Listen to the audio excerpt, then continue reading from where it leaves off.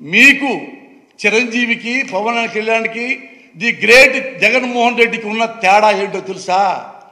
ఇదే Jaganmohan Reddy one man army, అన్నీ తిరిగాడు. ఎలక్షన్ వచ్చినాయి, అతన్ని రకరకాల తిట్టి చివరికి అన్ని అబద్ధాలు చెప్పి 600 హామీలు ఇస్తామని చంద్రబాబు చెప్పి 1.5%తోనూ గెలిచాడు. గెలవంగానే ఈ జగన్మోహన్ రెడ్డి గారు ఈ పార్టీకి మనకు వేస్తూ కొత్తగా పెట్టాము, ఆయన ఇటు చంద్రబాబు ఉన్నాడు కదా అని అనుకున్నాడా? ఈ పార్టీ నేను మన కాంగ్రెస్లో కలిపేసి అమ్మేసుకున్నాడా? ఢిల్లీలో రాజ్యసభ తీసుకున్నాడా? లేదు. మళ్ళీ ఇదే పార్టీని పునర్నిర్మాణం చేసుకున్నాడు. ఆ మూల నుంచి ఆంధ్రప్రదేశ్ ఈ మూల దాకా పాదయాత్ర చేశాడు.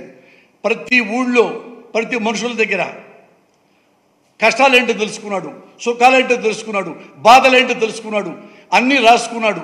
మొత్తం 3600 కిలోమీటర్ల పైగా నడిచి నవరత్నాలు అనేది ఒక రాసుకొని ఒక తన మేనిఫెస్టో పెట్టుకొని మళ్ళీ జనంలోకి వెళ్తే 150 ఎమ్మెల్యేలతో ఈయన్ని ముఖ్యమంత్రిని చేశారు ఆంధ్రప్రదేశ్ ప్రజలు.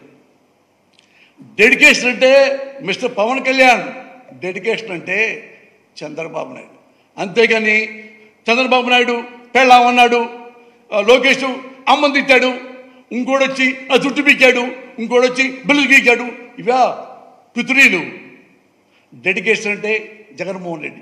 మీకేమైనా ఎట్లా ఒక వన్ మ్యాన్ మనిషి ఇతను ఎదుర్కొని పెద్ద లెజెండ్స్ ఎదుర్కొని ఎలా ముఖ్యమంత్రి అయ్యాడో వెళ్ళండి, ఆయన దగ్గర నేర్చుకోండి. అమ్మనక్కల బుద్ధులు తిట్టం కాదు జగన్మోహన్ రెడ్డిని. ఈయన తెలియదు. మొన్న కూడా పద్దాక ఇతను ఈ చంద్రబాబు నాయుడు వాడా బచ్చా